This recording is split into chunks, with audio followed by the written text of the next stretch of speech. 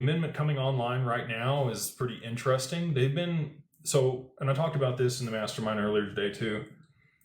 When I first put out the domino theory, I thought that they could just ram everything through at one time.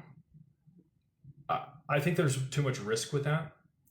And that's why we've seen kind of the slow rollout of everything that we've seen. So we saw, the stablecoin bill get across the line last year, the Genius Act.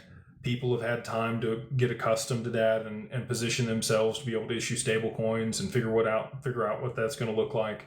You had the ETFs roll out and eat supply off the market to be able to dwindle it down. You haven't seen the BlackRock ETF yet, which I do believe is coming.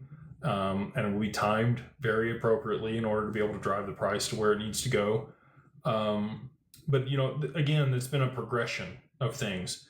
And for these amendments to be coming out right now, I don't know if it's going to be okay. We get it across the line, we give it a couple weeks and make sure it's kosher, maybe a little bit longer than that. Do we need to push any fixes?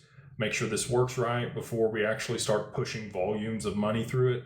XRP's price is going to have to be substantially higher before they can actually start transacting value on the network and routing it through XRP. You can settle with other things on the network. Whatever the most liquid thing is what the DEX is going to use to be able to settle that value.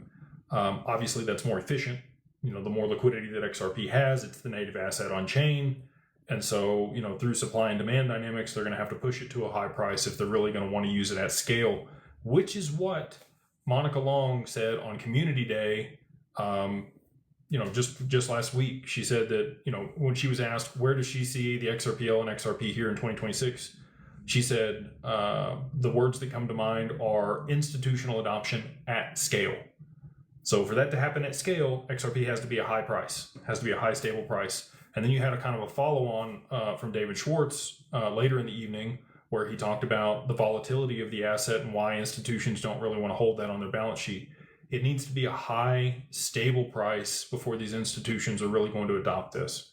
And again, I believe that that's going to happen from, the supply and demand dynamics that are going to push it there, and then payments starting to move over the network to be able to hold price stability at that much higher level.